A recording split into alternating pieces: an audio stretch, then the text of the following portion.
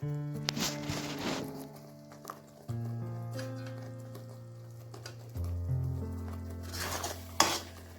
চুজি আৰু নাৰিকল লাড়ু বনাবৰ কাৰণে চুজিখিনি আগতে ভাজি থলোঁ। এতিয়া মই নাৰিকলখিনি ভাজি আছোঁ। নাৰিকলখিনি যেতিয়া আঠা আঠা হ'ব তেতিয়া নমাই থৈ ঠাণ্ডা হোৱাৰ পিছত চুজিখিনি মিলাই লাড়ুখিনি বনাব লাগে। চুজি নাৰিকল মিলাই ধুনীয়াকৈ মই ইয়াতে ইলাচি দিছোঁ আৰু নাৰিকলত চেনি দিছোঁ, ধুনীয়াকৈ ভাজিছোঁ। যেতিয়া আঠা আঠা হ'ব মই নমাই থ'ম আৰু কিছু সময় ঠাণ্ডা হোৱাৰ পিছত চুজি মিলাই লাড়ুখিনি বনাম। কিছুমানে চুজিখিনি ভাজোঁতে দিয়ে যদিও কিন্তু অলপ খেৰখেৰীয়া লাগে।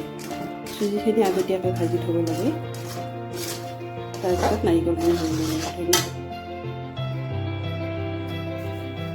মই আগতেই ভাজি থোৱা নাৰিকলখিনিৰ লগত আগতেই মই যিখিনি চুজি ভাজিছোঁ অলপ অলপকৈ এই ভজা চুজিখিনি মিলাই এতিয়া লাড়ুখিনি মই পকাই গৈছোঁ, বনাই গৈছোঁ। ইমান ধুনীয়া হৈছে লাড়ুটো, কিবা ভজা ভজা নিচিনা ঘনতা আহিব আৰু মচমচীয়া হ'ব।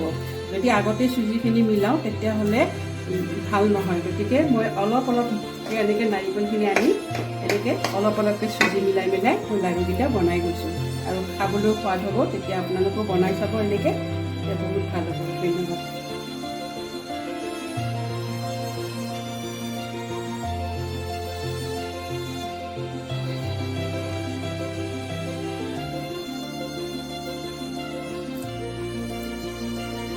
চাওকচোন লাড়ুখিনি ইমান ধুনীয়া বগা বগা হৈছে আৰু কিমান টান হৈ গৈছে।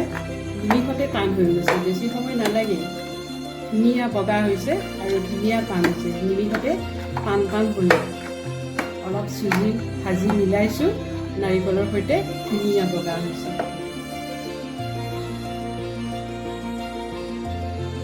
আৰু অলপ বটি থাকিলে বনাবলৈ